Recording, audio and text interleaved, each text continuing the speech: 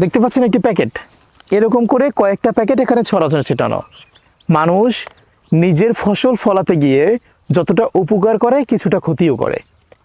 এটা একটা কীটনাশক যেটা ক্ষেতের ভিতরে মূলত হচ্ছে ছিটিয়ে দেওয়া হয়েছে, এবং এটার নাম হচ্ছে রাজধান, এই কীটনাশকটার নাম।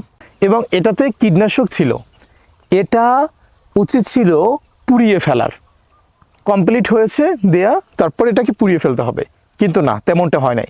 এটা ক্ষেতের পাশেই ফেলে রেখে যাওয়া হয়েছে। এটা যদি কোনো গাছের নিচে পড়ে বা শিকড় পড়ে, ওই শিকড় কিন্তু আর নিচে যেতে পারবে না, কারণ এটা প্লাস্টিক মাটির প্রধান শত্রু। জি, ঠিক তেমনই আমাদের প্রতিনিয়ত উচিত যে কোনো কীটনাশক প্রয়োগের পরে ওই প্লাস্টিকের পলিথিন বা ব্যাগটা যেন ওখানে পড়ে না থাকে, ওটাকে সঠিকভাবে সংরক্ষণ করার খুবই দরকার। ধন্যবাদ। আপনারা আপনাদের দিক থেকে চেষ্টা করবেন। আসসালামু আলাইকুম।